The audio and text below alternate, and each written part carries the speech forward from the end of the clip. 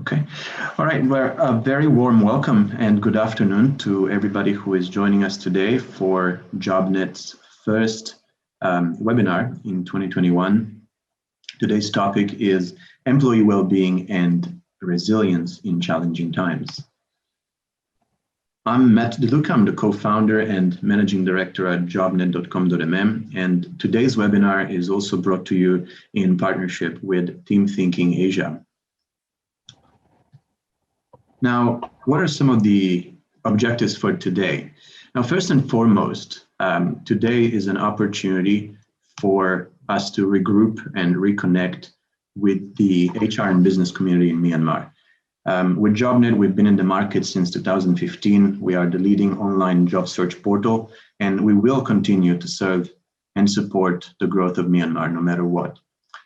We deeply care about the development and professionalization of the HR community in Myanmar. And to give you an idea, since 2015, we have organized over 20 HR conferences or webinars, each and one of them with a different topic and with different speakers, in order to bring you an opportunity to learn and share your knowledge as well. Now, today's topic that we've chosen, we feel is a very relevant topic during these times. It's something that we believe everybody has been affected by. Developing resilience in business and in life is something that is extremely important, be it for people that want to be leaders of organizations, but also for people that are looking to lead their own lives. We've recently launched a survey in Myanmar, and it seems that the vast majority of organizations are currently actively looking to resume operations. And we feel that resuming operations amidst such uncertainty, it's truly important to raise awareness of the importance of employee well-being in the middle of this process. This webinar also coincides with one of UK's most biggest awareness weeks, Mental Health Awareness Week. And again, today it's an opportunity for our expert speakers to share knowledge and as well as practical tips from some of the largest organizations in Myanmar. And we really hope that this will help you with gaining new ideas and perhaps also compare notes with some of the things that you have done with the results that you've achieved and perhaps some of the things that you could be doing more. Now, today's webinar is divided into two parts. First, we will start with a presentation by Ian Davies, who is the director and co-founder of Team Thinking Asia. His presentation is centered around brain-based approaches to leadership, particularly in periods of change and uncertainty. And what we will be learning today is we'll gain a better understanding for some of the brain-friendly approaches to develop resilience. And we really hope that you'll be taking away some practical tools that you'll be able to implement as early as today. After Ian's presentation, we'll be having a panel discussion. I'll be moderating the panel discussion. And we have today with us, we're very thankful for having today two expert HR practitioners in the Myanmar market. We have Alejandra Vanegas, who is the HR director at Metro Wholesale Myanmar. And we have Shivam, who is the head of HR at Nestle in Myanmar. More specifically, we will be touching upon 4 different areas of resilience and employee well-being. We'll be talking about what are some of the things that they have implemented in their own organizations that has truly worked to manage their team's well-being and morale. Secondly, we'll be talking about the importance of communications within your organization in this process. And lastly, we'll be talking about what are some of the changes, be it in leadership or culture in approach, that have been necessary in the last couple of months in order to manage business continuity. And lastly, we'll be concluding with what we think are some of the opportunities that are here for us to develop stronger leadership and mental resilience. Now, before I get to Ian's presentation, I'd like to show you some of the results of our recent JobNet HR and business survey that we've carried out in the last couple of weeks. We've had over 94 respondents, and these are some of the top local and international employers in Myanmar. To give you a sense, over 80% of the respondents are companies above 100 employees. So we're talking medium plus size companies in the Myanmar market.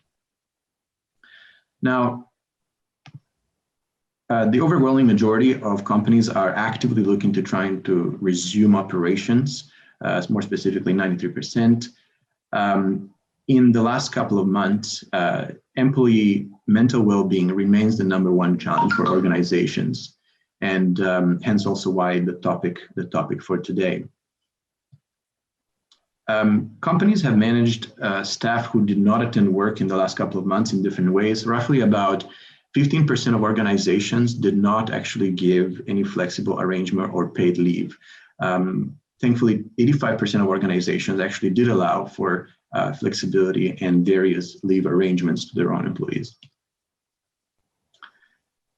At the moment, roughly around 20% of all companies in the respondents list have already gone back to the office in full fashion. About 80% of companies are still working from home in various degrees. When asked whether they plan to maintain work from home in the next 6 months, 70% of companies are okay with a hybrid arrangement, whereas 30% of companies have mentioned that they would like to bring back all their employees to their offices. Of the companies who have experienced a lack of sales or staff attendance, some of the ways that companies have managed the situation, we can see it from this graph. Roughly around 30% of companies have enacted paid reductions of up to 50%, whereas less than 13% of companies have unfortunately had to take action in the form of termination or redundancies. Safety remains still a very serious concern for over 90% of respondents. In fact, it also remains the #1 challenge for companies to resume operations. Safety both in the form of actually coming to work, but also, of course, safety in their homes and safety in their neighborhoods. And lastly, we talk about COVID. COVID-19 still remains a challenge. However, for 36% of respondents, it is, 36% of respondents are not necessarily worried or just mildly worried about COVID-19 at this point. And interestingly, roughly around 30% of respondents mentioned that no people in their organization would want to take the COVID vaccine if available. So here are some interesting stats to provide you with some context for today's webinar. And without further ado, I'd like to now pass the word to Ian Davies, who is the director and co-founder of Team Thinking Asia. Great, thank you very much, Matt. Thank you, everyone. Minglaba, good afternoon, everyone, and welcome to, I think, what will be quite an exciting and interesting webinar. So it's something that affects us all. Well-being and mental health certainly affects everyone worldwide. And as Matt was saying, it's actually Mental Health Awareness Week in the UK. I'm from the UK. I've been working and living in Myanmar since 2012. And I'm one of the co-founders and lead trainer from Team Thinking Asia. And we're a Yangon-based organization. We have a Myanmar training team as well. And we run training, development, coaching for private sector and public sector organizations. And one thing that we've started to do in the last year is a lot more well-being training for organizations. Now, well-being and mental health, it affects us all, but there's still very much a stigma attached to mental health. People see it as a negative thing, but it affects everybody on a different spectrum. And well-being is so important in terms of business because ultimately, the happier we are and the more calm we feel at work, the more productive we are. Our brains work more effectively when we're calmer. And that's important for business. We can be more creative, we can make better decisions, we can work together collaboratively more effectively. So it does affect us all. And I think statistically, there's been some research to say that 1 in 10 out of the whole global population are affected by mental health issues. And remember, mental health issues can be anything from feeling worried, feeling anxious, feeling a bit stressed, all the way to depression and other factors as well. So it does affect us. And I think the last 12 months for everybody, probably everyone on this webinar today, all of our friends and family globally have been affected by probably increased stress or anxiety in some way. So it's a really important thing. Now you're probably noticing here, connect with nature. Now this is actually one of the kind of focus areas for this week's Mental Health Awareness Week. And that's the first sort of tip that I would give everyone. There's been quite a lot of research to say that if you can try and connect with nature, so try and get outside if it's safe, go to the park, or if you've got some plants in your garden, on your balcony, or even just a plant on your desk, anything, any way you can connect with nature has been shown to help calm us down. And certainly for me, if I'm out and about in a green space, it's great for me at the end of a stressful day. So that's the kind of first tip. If you can try and connect with a bit of nature somehow, it really can help you. So what we're going to do today, we're going to look at some tips, not just for leaders, and I'm sure we've got quite a few leaders or managers here, but also for anybody really. So if you're a junior member of staff, if you're a mid-level member of staff, we all lead ourselves as well. Yeah, well, you might not be in a leadership position, but we all lead ourselves. And the purpose of today, as Matt was saying, is really to look at how does our brain affect our well-being. Yeah, and that's what we're going to do. So we're going to look at some really basic kind of simple science. So it's all backed with neuroscience to give you a few tips, whether you're a leader or whether you're a member of the team. How can you work in a brain-friendly way to kind of calm your brain down? Because we can't often control what happens outside of the kind of our environment. Some things are out of our control, of course. Certainly in the last sort of 12 months, a lot of things have been out of our control. So the idea is, what can we do for ourselves to try and calm ourselves down and create more balance? So that's the plan, really. So there'll be a little bit of talk about the brain. If you've got any questions, let us know. I think there's a Q&A specifically for the panel discussion. But if you've got any questions, then please, put those questions to us all, and we'll answer a few of those things. So let's have a bit of a start now about the brain. Now, it's not going to be a neuroscience lecture, so don't worry about that. But neuroscience really it's a great interest of mine for training and for coaching and helping leaders and team members understand how to work in a brain-friendly way. Now, you might be thinking, and a lot of people think, and I used to think, that the key objective of the brain, and we all have one, is to think, is to be creative, is to solve difficult problems. And that's, some of the areas, that's a great thing about the human brain. But actually, the key underlying fundamental reason that we have a brain is for survival. Yeah, it's to keep us alive, ultimately, and also to keep our bodies in balance. All of the different functions on our bodies, we need to keep in balance.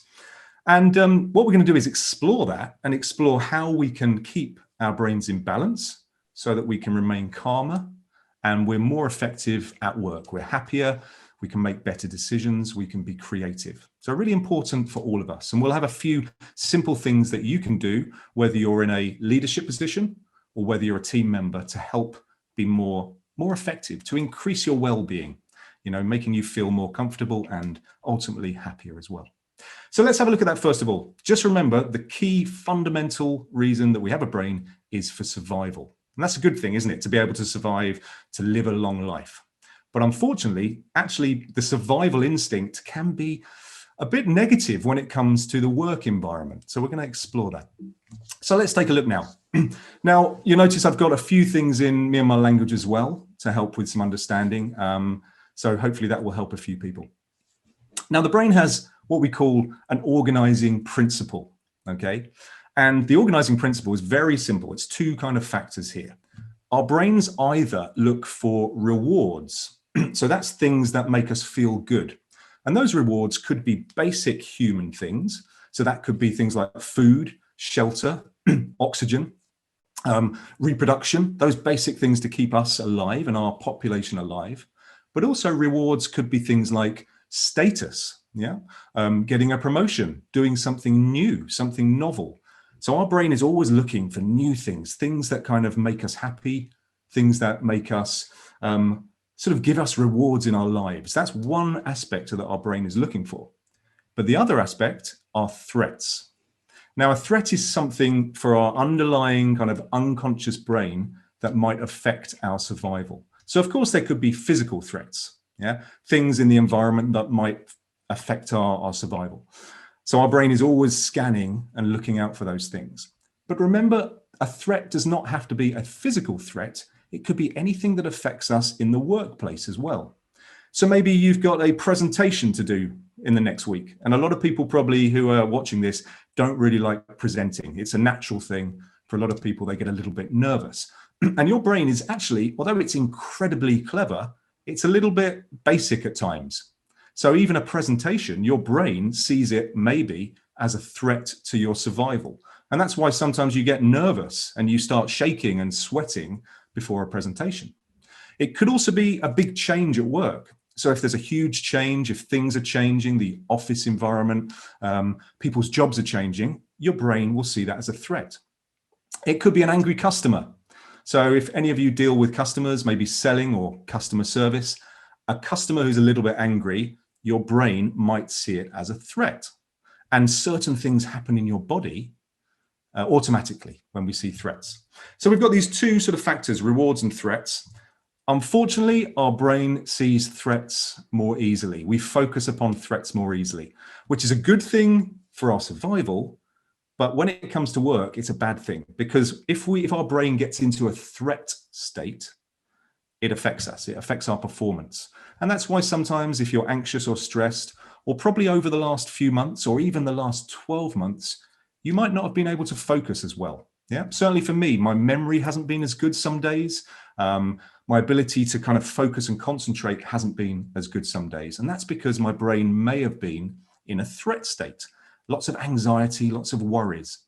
So I suppose at the basic level, when we feel threatened, whatever it may be, our brain doesn't function as well. And so as a leader or as a team member, we've got to try and get some balance so that our brain is functioning. Simple as that, really. So let's have a bit of a look at some of these threats. Now, let's imagine anything that threatens you in the workplace. Like I said, it could be a customer, a presentation, a short deadline. It could be a physical threat. It could be the current situation in Myanmar, which is obviously worrying. It could be COVID, which is still continuing. So any threats, I want you to think for a moment, just to yourself, what happens to you when you feel a little bit stressed or a little bit anxious? What happens to your body? What happens to your mind? Certain things, it's going to be different for different people, but I guarantee that all of us have some physical or mental thing that happens really to us. So have a think just for a moment, and I'm going to share a few of those. And you might look at these and think, yeah, that happens to me. So, we become more anxious quite often. Yeah, we might get headaches. We might get those stress headaches sometimes just because of, feeling anxious. Sometimes you might sweat naturally. Yeah, and it's strange, isn't it? When we feel a bit anxious and worried, we might, in a presentation, we might then, of course, start sweating. And you think, why am I sweating?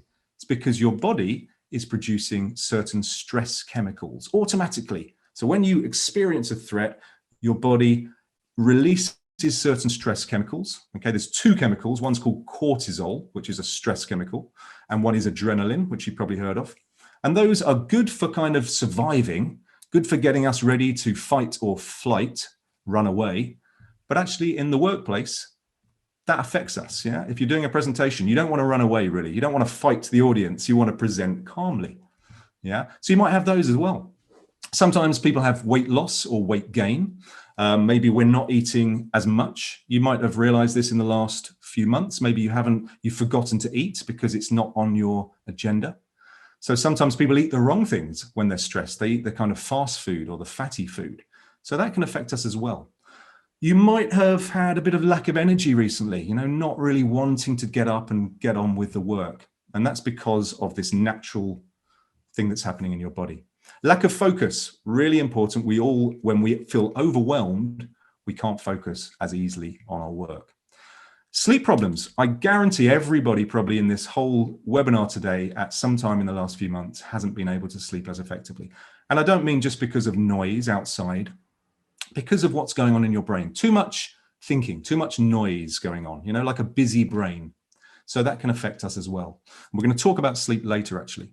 And memory problems. Now, for me, the other week, I parked my car. It was a particularly stressful week. I parked my car. I didn't use my car for 2 days.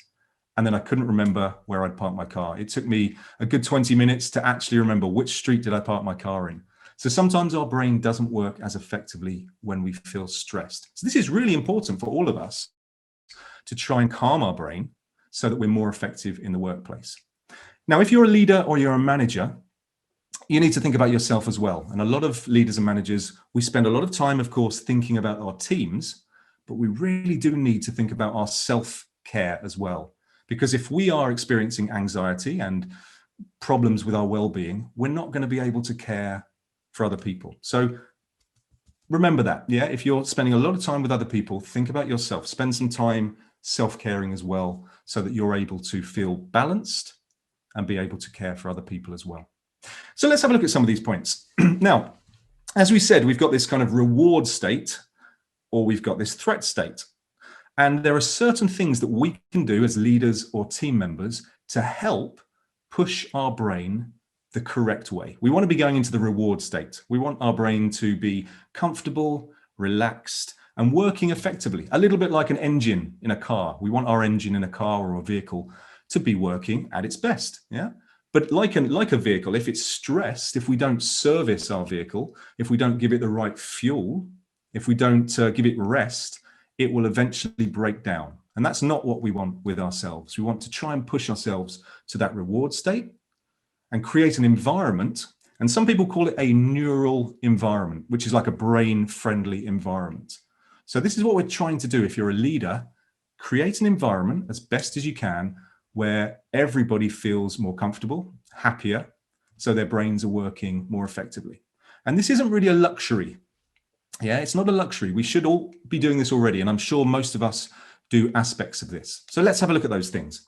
So there's 3 things we're going to focus upon, which will help to either put us into a reward state or a threat state. So it can go both ways. So let's have a look at those now. Now, the first one, very simple. And this is relationships. We are, I suppose, social animals as human beings. We like to work with other people. We like to live in communities. It's really important. For generations, we have lived in communities.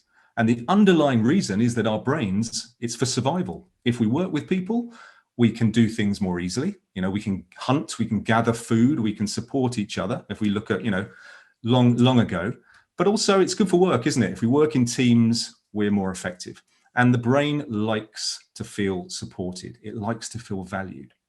And the last 12 months with working from home, with remote working, with COVID, with the current situation, it's put quite a strain on relationships, whether it's your family, your friends, or your work colleagues. So if we don't have good underlying comfortable connections with people, our brains aren't balanced. And again, it starts to impact our well-being and our ability to think and be creative and communicate, all the things, make good decisions, all of these things. So relationships are really important. So I want you to think, just while we're looking at this presentation and for the rest of the webinar, what have you done or what can you do to help increase the relationships for yourself or for your teams? And I'm sure many of you have been doing a lot of things, if you can. Of course, with the internet issues at the moment, it's very difficult, but daily check-ins with people, making sure everyone is at least okay, having some connection, calling your friends, yeah. And maybe you've been doing that a bit more, but it's been difficult. So that's the key first thing I want you to think about. What can you do as a business, or what have you been doing as a business to really increase the relationships? Kind of tick the box. Relationships are not a luxury. Teams work best when they have good relationships. So if you're not doing enough, this is your opportunity to say, right, I need to build those relationships and make sure everyone feels connected. Because when we don't, we experience what we call social pain. It's actually a real thing. Social pain is a real thing. You might hurt your leg and get physical pain, but there's been quite a lot of research to show that if you are excluded from a group, let's imagine if someone doesn't invite you to a party, or if you're excluded from a game or an activity, or excluded from your team, the same parts of the brain are activated as if you have physical pain, which is quite amazing, really. Yeah. So if someone doesn't invite you to that, workplace lunch or whatever it might be, even the Zoom meeting with your workplace, if you get excluded, the same parts of your brain start to activate the pain receptors for physical pain. So social pain is real. Yeah. That's why, if someone feels excluded or undervalued at work, it will affect them in the same way as if they have physical pain and they can't focus. So relationships, really important. Remember that. The second thing that I'd like you to focus upon, which can push you either into the reward or the threat, is certainty. And certainty is knowing what the future holds. And our brains like this. We love to know what is going to happen next. You know, what's going to happen tomorrow? What's going to happen next week, next month? And I'm sure any of you with kids, they're always asking, you know, what are we doing later? What's happening tomorrow? Kids like certainty as well. It makes our brains feel comfortable. Yeah. And the last 12 months, and certainly the current situation, there's been such a lack of certainty. Things are changing all the time. You know, different regulations. We don't know what's going to happen tomorrow. So in terms of business, if you're a leader, you need to try and increase the level of certainty at the moment, if you can. And a couple of things you can do. It's all about communication. If you know what is happening next week, yeah, if you've got, you know, good information, reliable information, share that knowledge. Yeah, really important. Don't hold knowledge as a leader. Share the knowledge as best as you can. Be honest, be open. Yeah, tell people what is happening. If you don't know what's happening, tell them you don't know what's happening. Yeah, they would rather hear that than not quite sure, because there's nothing worse than not being quite sure of what's going on. We like that certainty. So open, honest communication. If you're an individual, create a plan, a daily plan of what you're going to do. You might have felt in the last few months that some days seem to kind of merge into each other. Yeah, is it Tuesday? Is it Wednesday? Or what's the time? You know, you lose track of time because our brains are feeling, you know, unbalanced. So create for yourself a daily plan if you feel that that would help you. You know, what time will you wake up? Tick that off. Having breakfast, tick. Do some work for, you know, an hour, tick. Have a tea break, tick. So make this kind of plan of what you're going to do and stick to it, because it will help your brain to feel more comfortable and have more certainty of what's happening. So even if you don't know what's happening tomorrow in Yangon or wherever you are in Myanmar, or next month, try and force a little bit of certainty into your everyday routine, and it will make you be a little bit more comfortable. If you're a leader, you can encourage your team to do that as well, or encourage some plans, you know, help people if they're struggling. What can I do to assist you to create a structured plan for your day that people can follow? Do remember at the moment that we're not working at 100%. None of us are working mentally at 100% because of this situation. And I think we as leaders and managers need to be patient, and we need to be more, you know, show some more empathy at the moment. We're not going to work at our best at the moment. We just have to agree that and do the best that we can to get through the situation, you know, comfortably. So relationships are really important. Certainty, understanding what's happening, create that plan, be honest, be open, be transparent as a leader. Yeah, share as much knowledge about what's going to happen as you can with people. Yeah, the brain would prefer bad news than no news. Yeah, the brain would prefer bad news than no news. So just think about that as a leader. Now, this is one little tip you can do to help increase certainty, and it's something that you probably already do. We can do this as leaders within organizations. We can also do it as an individual, and it's called an if-then plan. Yeah, it's a bit like a contingency plan. I'm sure many of you working for organizations have contingency plans. So if something happens, then I will do this. If the power fails, then I will switch on the generator. That's a good example. If my battery fails, I will plug it into my power bank. If there is an emergency, I have got my essential things in a bag ready to move. Yeah. A great example for me when I was a kid, I remember going to a big shopping center. This was years ago. I remember going to a big shopping center. I was probably 6 or 7 years old. And my mum said to me, right, stick together, hold my hand. Yeah, we're going to go around this busy area. I don't want you getting lost. But if you get lost, then I want you to meet me at the shop over there. And even though I was 6 or 7 years old, it helped my brain to be more relaxed. I'm not worrying, what happens if I lose my mum's hand? Where will I go? She had created a basic if-then plan for me. So even though I was 6 or 7, I knew that if I let go of my mum's hand, I can go to that shop and she will come for me at some point.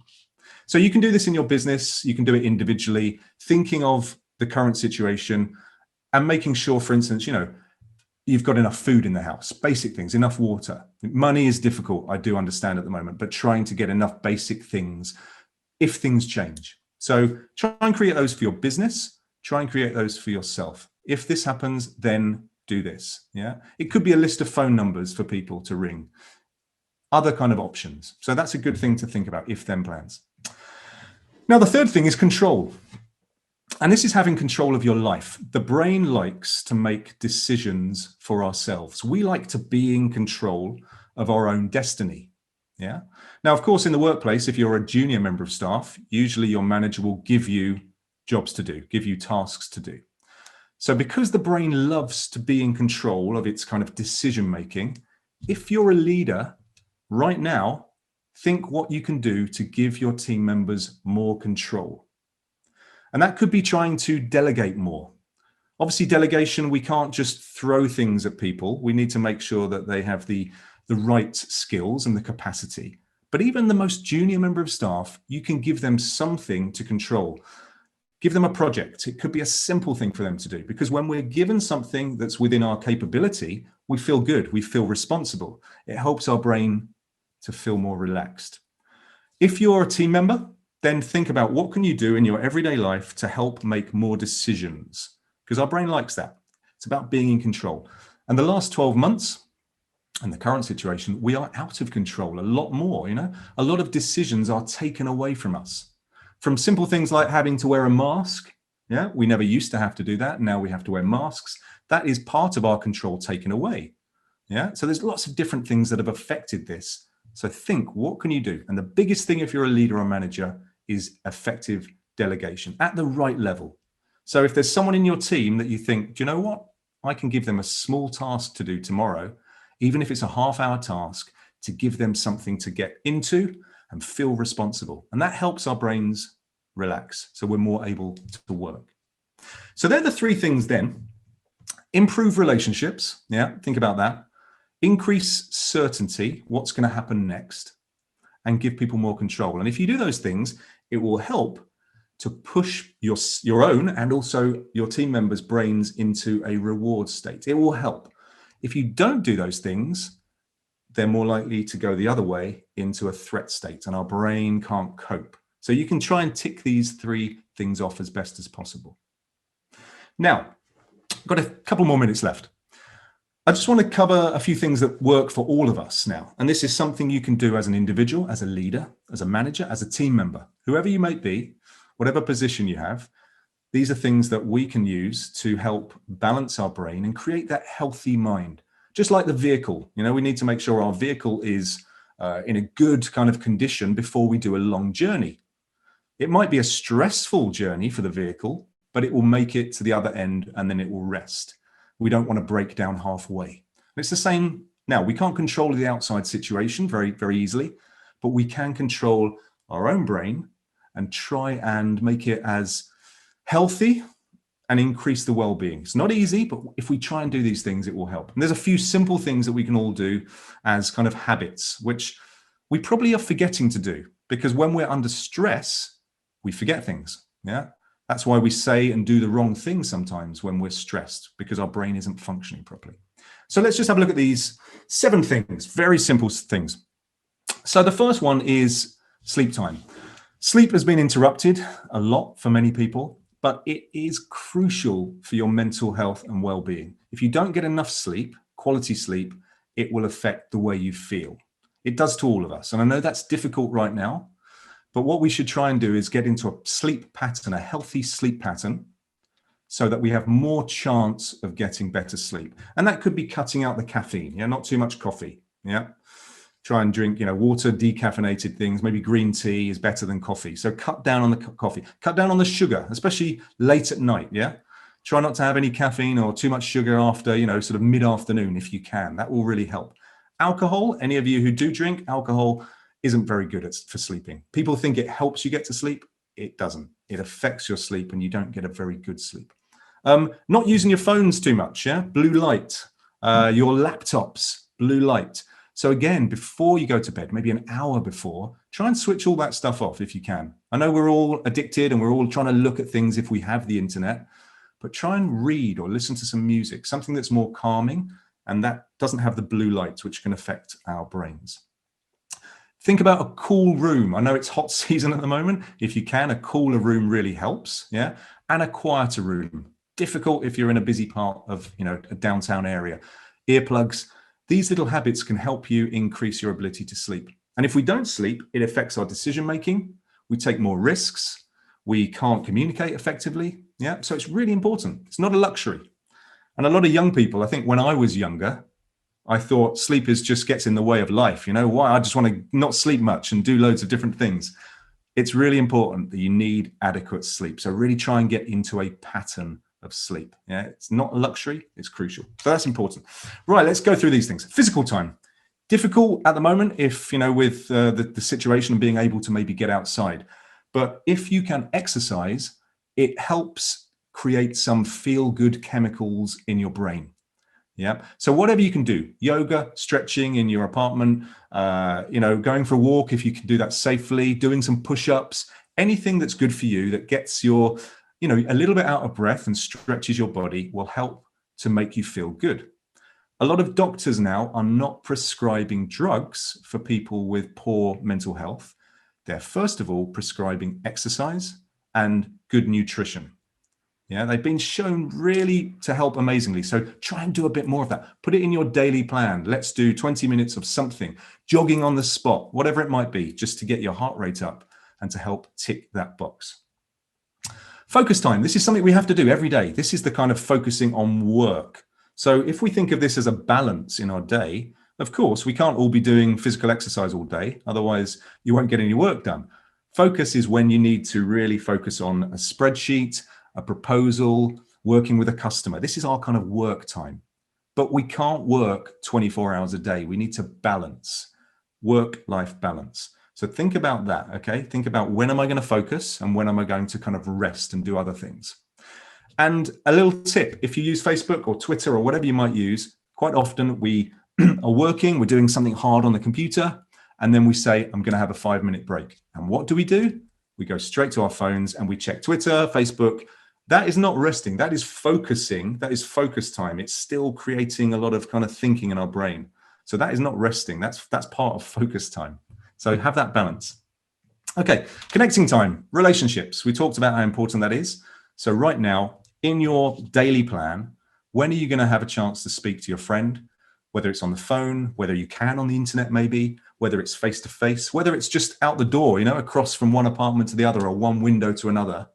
What can you do to create some connection? It helps us feel good. We also get different chemicals in our brain that help us feel trust and sort of build those relationships.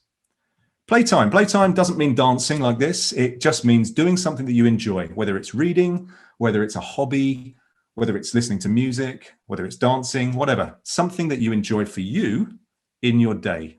Yeah, not about other people, just something that makes you happy and makes you feel contented. Now, downtime, as much as we all would love to go to Napoli or Chanda or wherever and sit under a palm tree, it doesn't mean that. Downtime is where we're just daydreaming.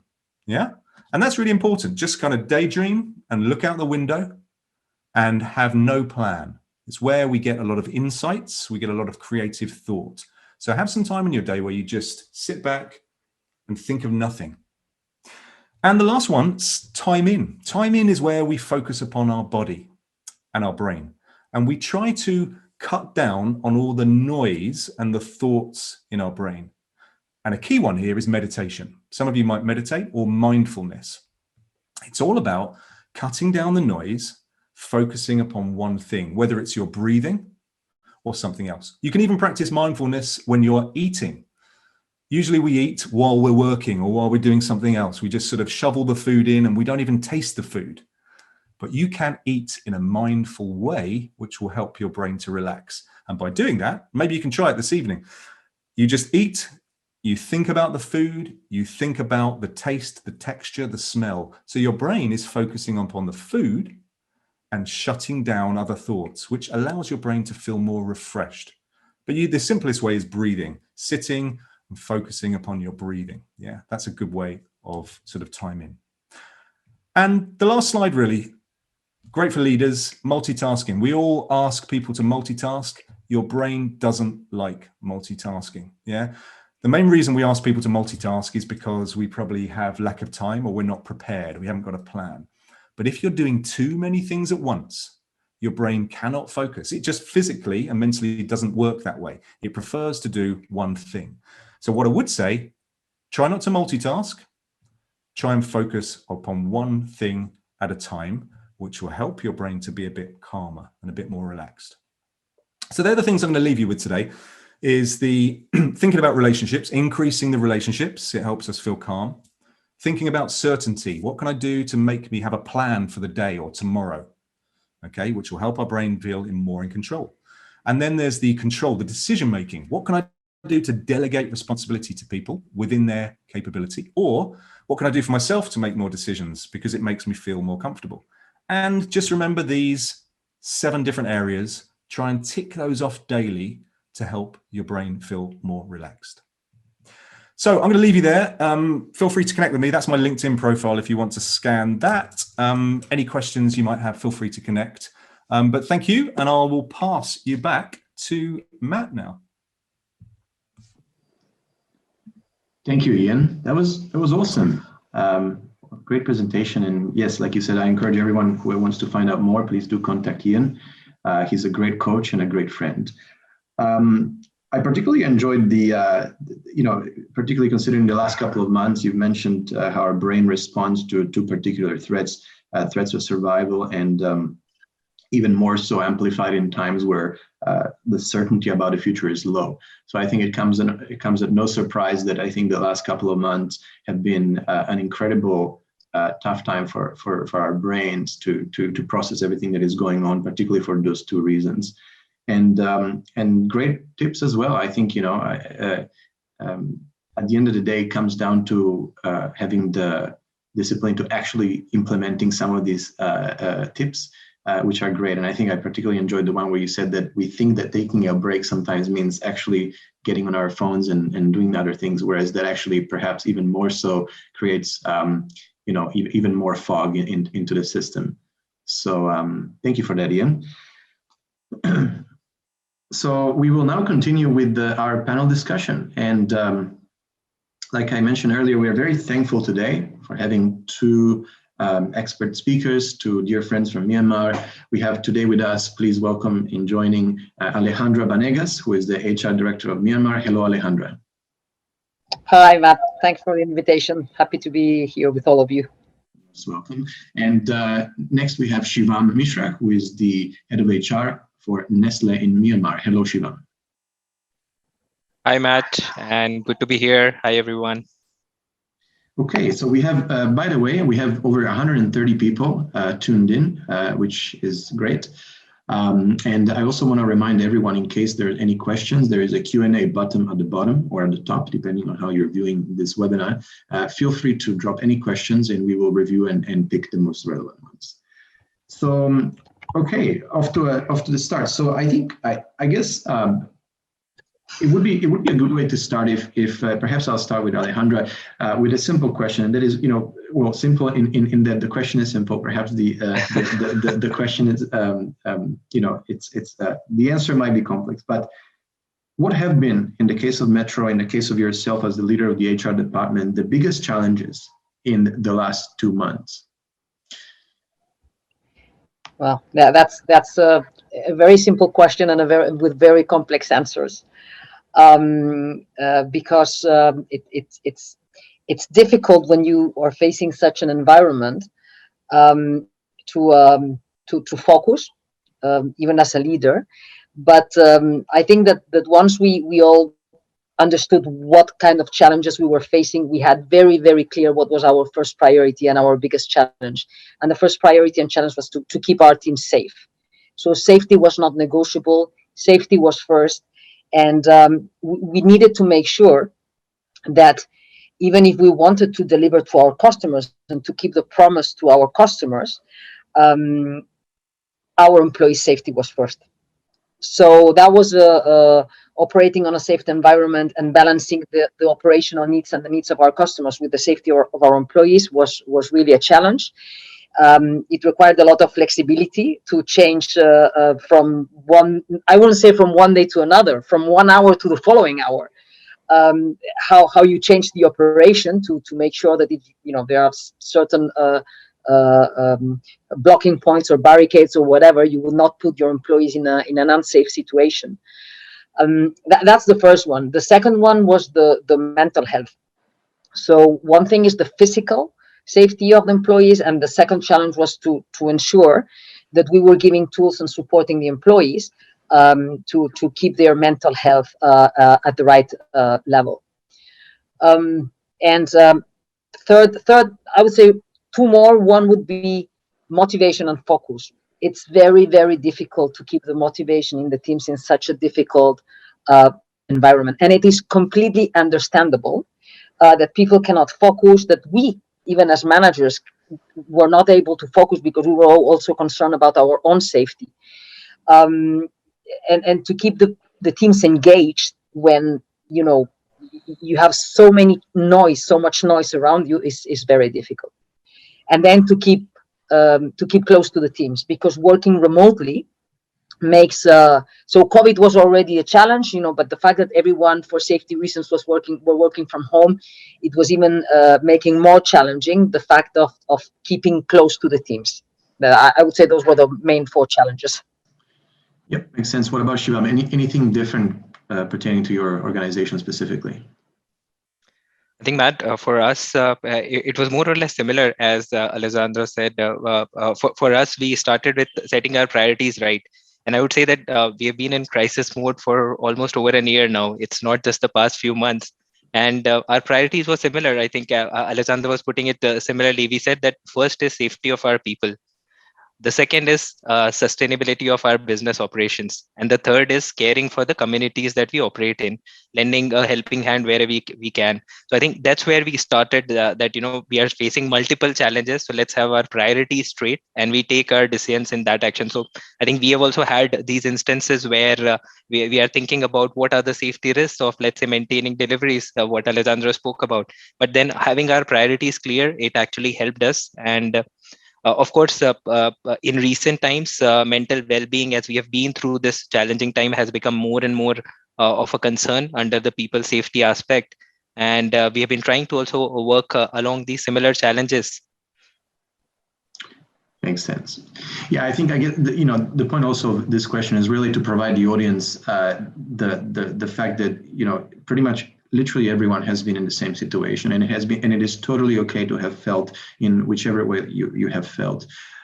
So moving on, I think now on to the more onto the other side of the coin, which is what are some of the things that you have done, right? I think as 2 of the leading organizations in Myanmar, I think it would be really useful for the audience to learn what are the things that you have implemented in your organization that have worked effectively to manage your team's well-being and morale. What are some of the things that you have done?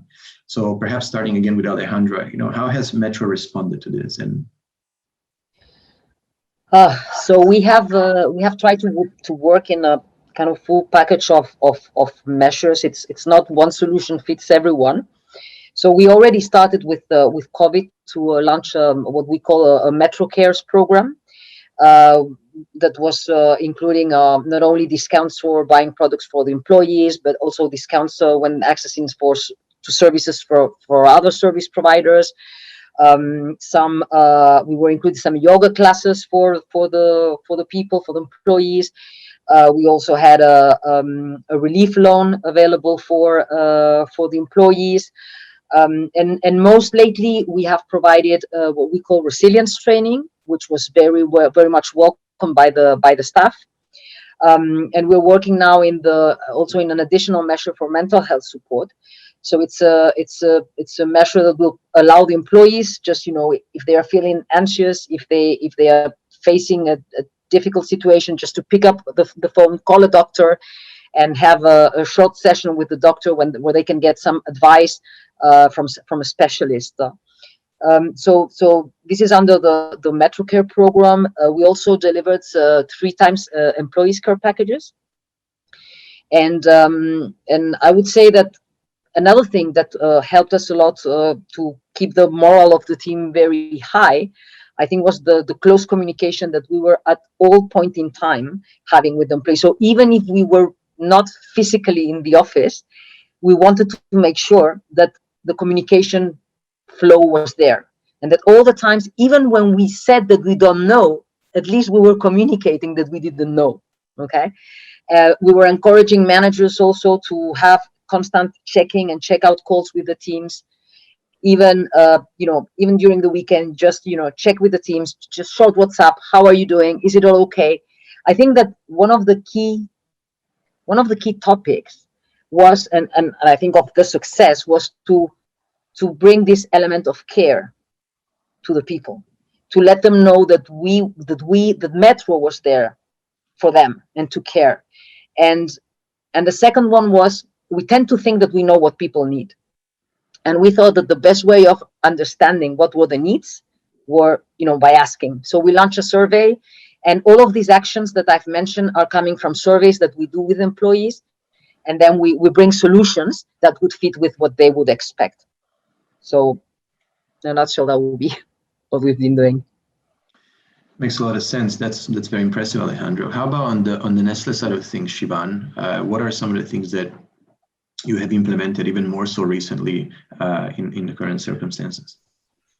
Yeah, Matt. So we have implemented quite a few things, but I think first thing before I get into specifics, I would say is that I would think that these are very tough times for a prolonged period of time, and that's why whatever we are doing, I think it cannot be enough. We need to continue to keep doing more, and I think that has been, I think, and that's why the first thing has been that we have been keeping in touch as HR professionals with our community to understand, and everybody is doing some amazing stuff, like some of the things that Alessandra mentioned, and our focus has been to do as much as possible. So get those ideas in. All of us are in the same challenges, so get those implemented. We've done a lot of things like similar to Alessandra, but maybe with some more details. For example, we also set up a mental well-being helpline with Punlang Hospital.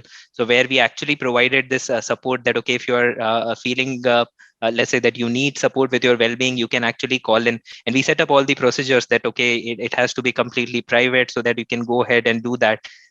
We also had a lot of programs, different sessions around mental well-being. This is also a topic where we see that there are different approaches to it, right, which works with different people. So we actually brought in different experts. We brought in a local expert. We brought in an expert from outside. We brought in a medical expert, also a medical professional. So we had different people coming in to talk about practical tips that should be there for that. We also have actually launched an internal virtual training which gives practical tips about physical well-being.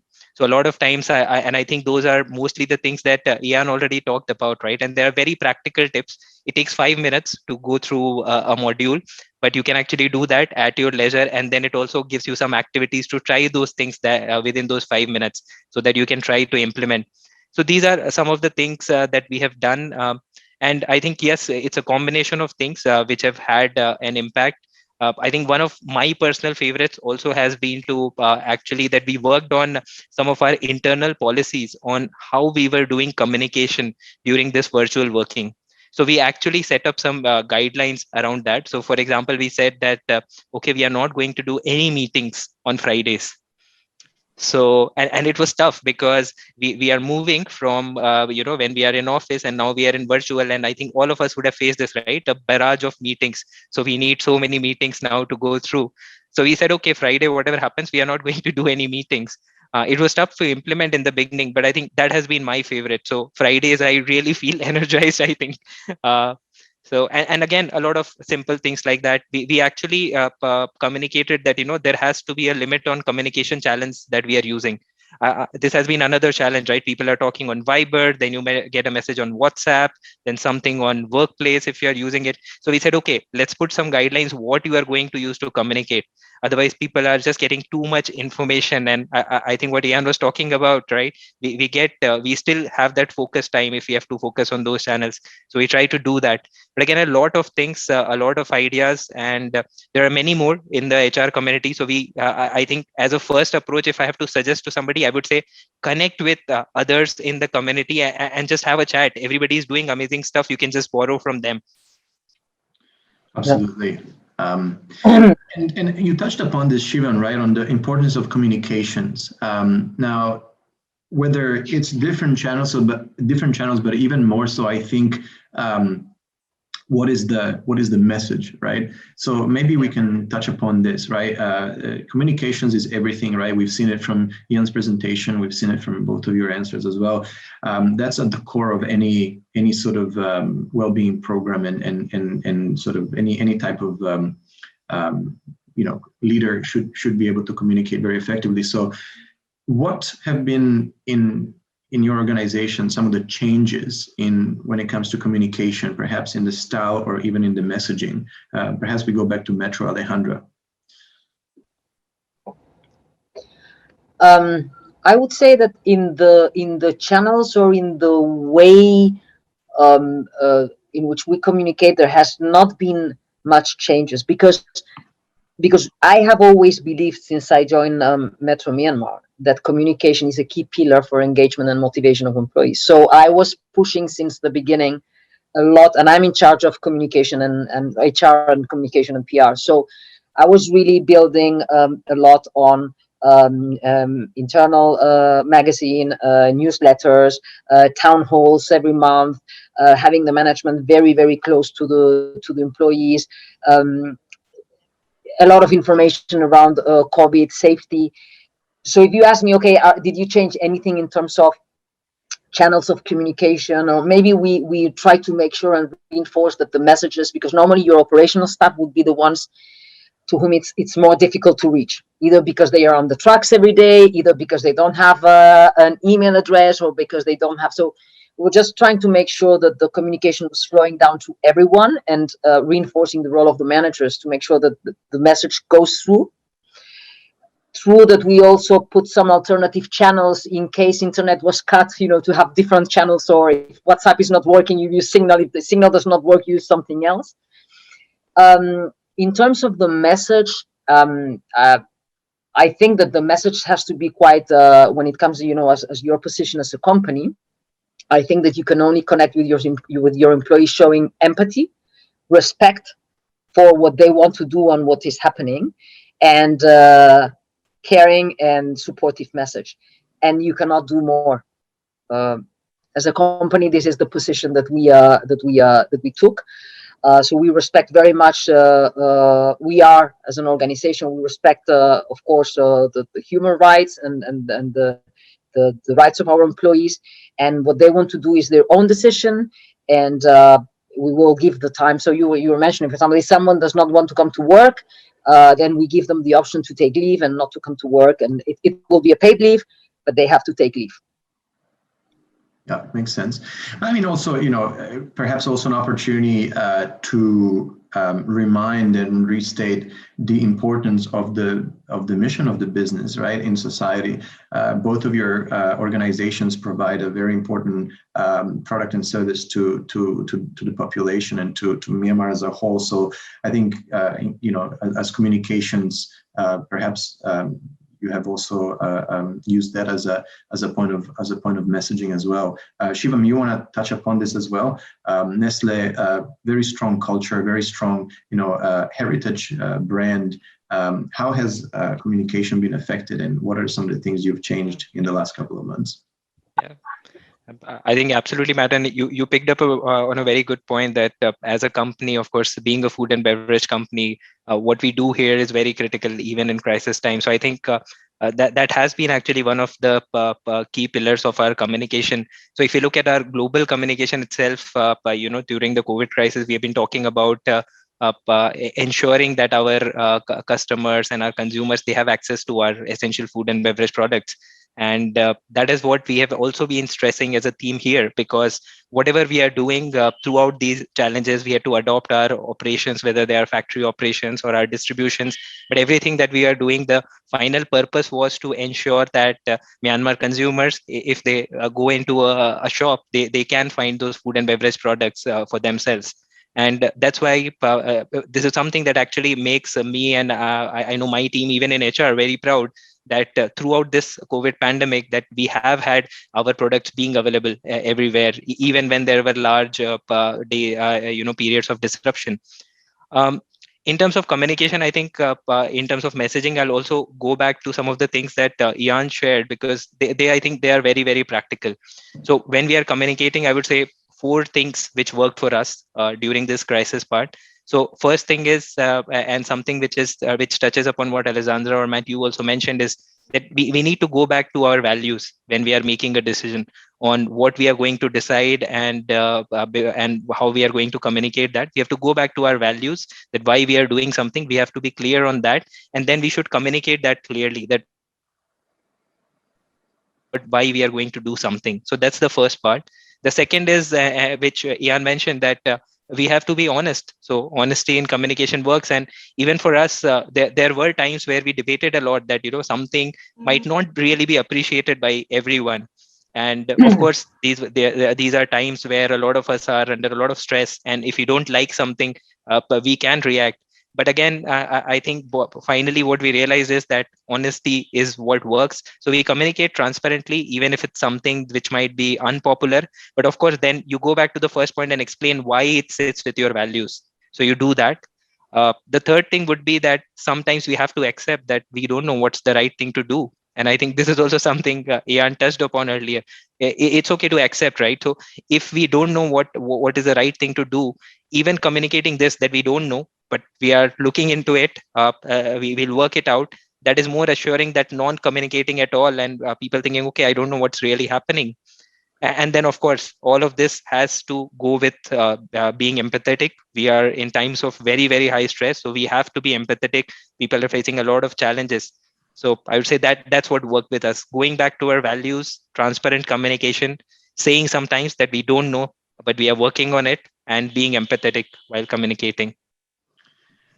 Great, thank you, Shivam. And on that, I think you raised a good point. I'd like to ask you, has there been any difference in communications, particularly pertaining to the theme of resilience, right? When it comes to your organization's communication towards manager and leaders in your organization, right? Can you comment perhaps on that? Has there been any sort of communication campaign or form of communication targeting only the leadership team around the concept of resilience? So, Matt, in fact, this was one of the communication, let's say, a strategy that we actually took, because, see, during these times, it was more important that the communications were authentic. And if you're doing a lot of centralized communication, going from HR or one person, possibly they would not really come out as that authentic or empathetic. So it is important to have those individualized conversations. So actually, for a lot of our communication, we have our core team, which involves all the managers, and we actually spoke to them that, okay, how we are going to communicate about something, and we have to keep them involved in why we are taking certain decisions. So that was definitely a overall theme, that you actually enable your managers in terms of how to communicate. But on the second part, I think what also matters is, in terms of managers, is I would say that these times they actually amplified what are the capabilities that people had already built. So maybe I would take the example of Usain Bolt. We know Usain Bolt, right? He ran under 10 seconds at many of those very big stages. But it's not those 10 seconds that Usain ran so fast, right? He had been practicing for years to get to those 10 seconds, and he would have run a lot of 10 seconds even before. I would say for our leaders to have the right communication, to have the right behaviors, to be resilient, I think that is what mattered. So if you have been a leader who have been developing these things, and I think starting from I think something what Ian also mentioned, providing that psychological safety to your teams. If you have been working on it already from years, and this was something which was your strong area, you would actually show during crisis. But if this is something which you had not prioritized, I think it would be the amplified the other way around, where it would show cracks in your leadership team.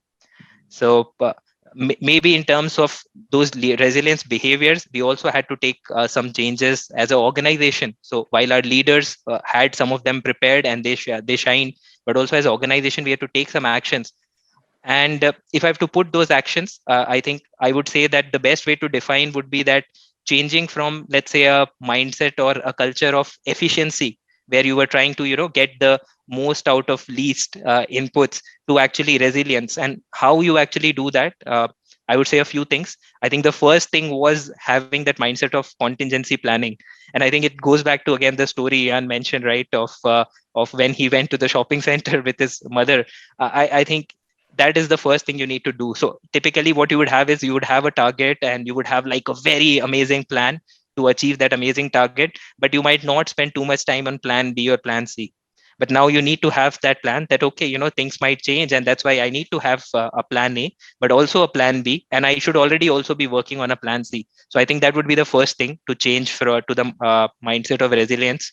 The second would be possibly implementing the agile behaviors. I think it comes from the software industry, but it is gaining popularity in general management also. So I would say, again, under that we have to empower our teams to take decisions. And of course, sometimes, again, it goes against efficiency, that you have a certain set of rules. You focus on 100% compliance. No, possibly you move towards, you have a certain set of simple principles.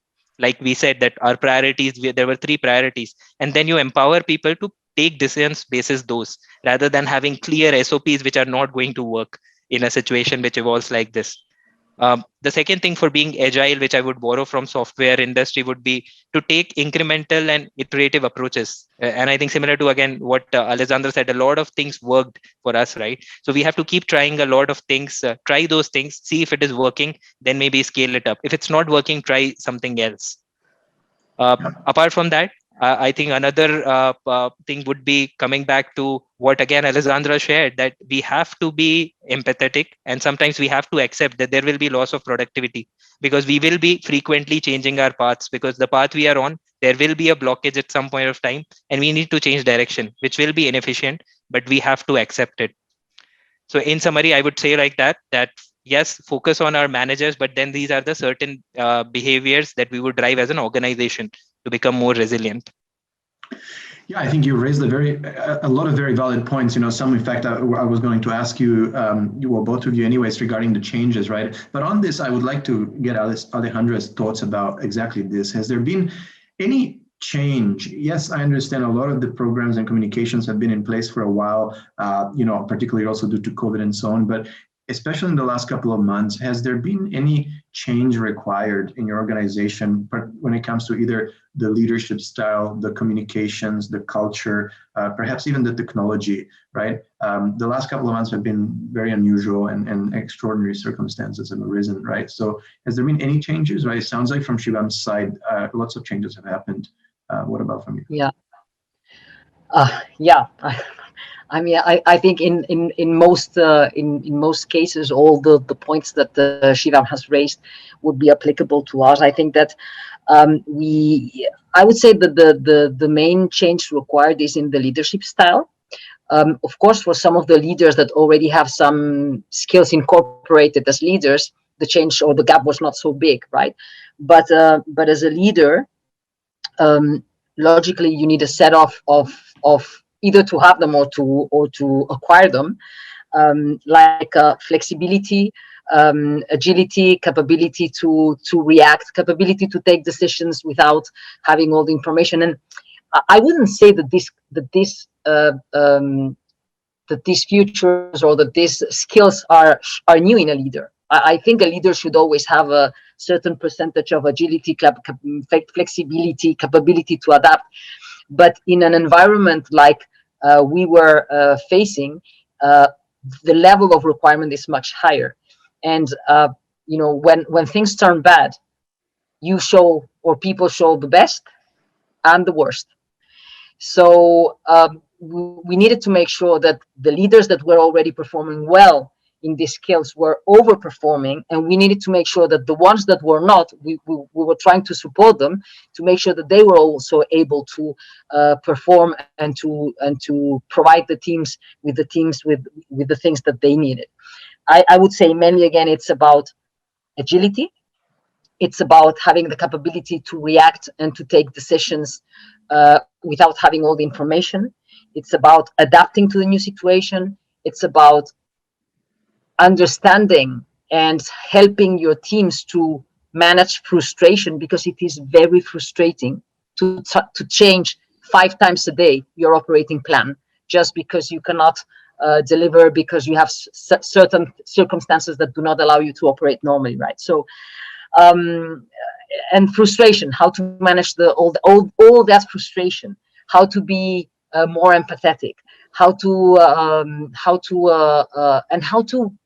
serve your teams better. I think that for me, the most evident thing during this period has been that I always thought the leader is there to serve the team, but in these circumstances, even much more. Yeah, absolutely. And how you touched upon one thing, and I'd be curious to hear both of your thoughts about this. Like you firmly said, during crisis, whoever showed strong leadership potential would shine even more. Whoever wasn't doing so well, perhaps amplified their weaknesses or strengths in both ways, right? So when it comes to the weaknesses, how did you deal with perhaps people? I'm not sure if it's you found any situations like this, but with people that perhaps had a more negative effect.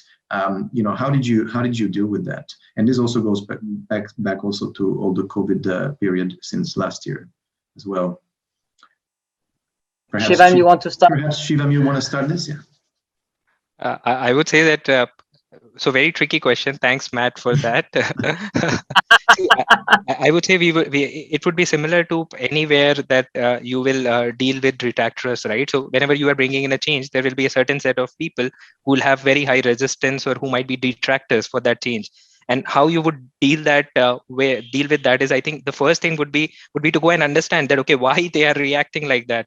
And is there a reason behind that, and can we do something about it? And I think that's the first thing Alessandra also mentioned, that we need to support those leaders, right, who are let's say not really doing well in this crisis. So that's the first bit of obviously doing that. The second thing, once you have actually sorted that out, and would possibly be to also then have the right recognition in place. So you have to recognize the right behaviors even during challenging times, and this happens, right? During crisis, we cannot celebrate, and everybody's too busy, and somewhere that recognition gets lost. So I would say the second step would be that recognize those right behaviors that are there. And then in some cases, I think it also finally leads into certain churn. So we have had, let's say, examples where somebody who was supposed to become a leader 5 years ago is already somebody who is stepping in those shoes because of the absence of somebody. So I think it is also an opportunity that way to recognize then those people who are better suited and they are stepping up. So typically these would be people who will have less experience, but they have the right mindset and they have developed their leadership skills. So they are stepping up naturally. So obviously recognize those people to come and assist those teams. Yeah. So I would say, that is how, and you would handle the detractors. Yeah. That makes sense. And in fact, I think this fits quite nicely into the last question for the day. And I think we want to wrap things up within the next 5 minutes. You mentioned very nicely at the end how this presents certain opportunities for people, right, to step up and to display certain traits. So perhaps we can finish like that, right? What do you think are some of the opportunities that this time presents amidst all the chaos and uncertainty, whether it's new capabilities, new types of learnings? Perhaps Shivam, you want to conclude on that? Sure, Matt. I think the first thing is that if you are somebody who is possibly relatively less experienced in your field, but this time it presents amazing opportunities to learn and grow, because SOPs are out of window. So possibly the past experience, it is going to come in handy, but not that much. Of course, there is a churn, there is a crisis situation, everybody needs to step up. So you are really in a situation where if you are somebody who is aspiring to grow and who is planning on your development, this is a good opportunity to learn and grow. I think another important part is something related to what again Jan mentioned earlier about relationships being rewarding. I think while there has obviously working remotely and working with all the challenges with internet has been a big issue, and engagement gets impacted, but I think it has also given the opportunity to bring teams closer. Why I would say that is that this is not a time where Shivam can have his plans and then be able to complete everything that he had planned. but sometimes he would actually need others to also change their plans to be able to fit in with what was happening to Shivam. And that has happened a lot within our team, within the other teams that we operate in. And I think that has been one aspect which has actually brought us closer together as a team. So while the frustrations are there because we are not actually physically together, but I think that this has been an opportunity. So we have been much more closer now to our global teams within Nestle. I think we are much more closer to our HR colleagues in other companies, and much more closer professionally to each other in the team. So I would say that is the second thing. On the relationship aspect, though, I would also possibly add that this is also a time where we can actually try to lend out a helping hand to others beyond our teams, maybe in our communities, or maybe to other colleagues in our companies. And again, that is something that presents an opportunity to get that feeling of fulfillment. So not just within your team, but beyond that.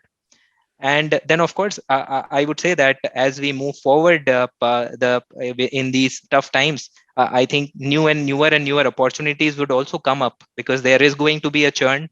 Things are not as what, let's say, people had planned. So there will be churn, and which will actually throw up new opportunities. So if you are somebody who is looking for new opportunities, who can adapt faster, you can actually get some new career opportunities as we move forward.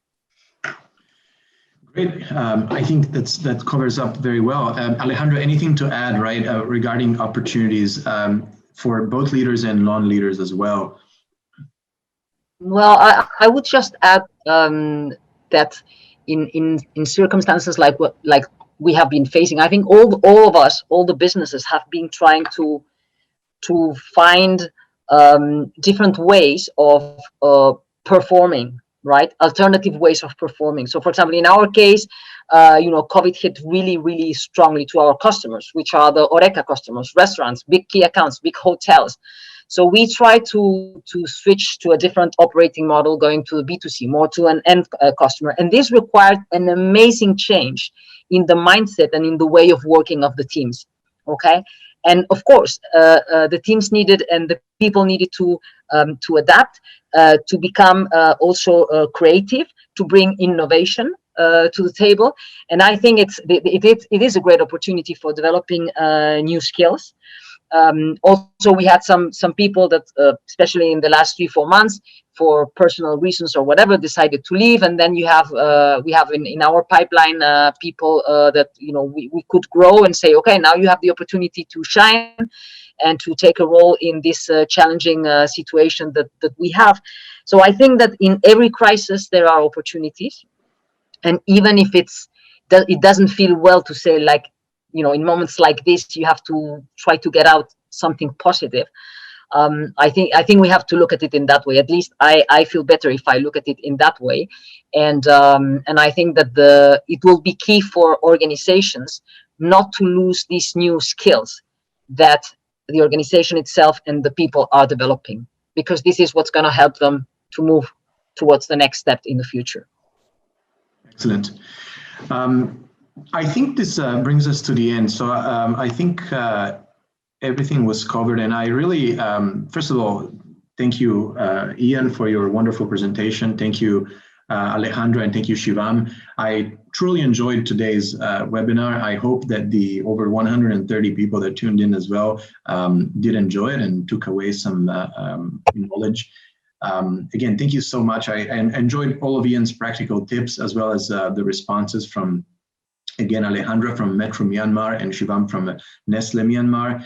And last but not least, I want to thank you all for joining today. And we will be publishing the recording of the webinar in the upcoming future. And I hope everybody is well and safe. And thank you for also joining us on a 5 p.m. almost Friday afternoon.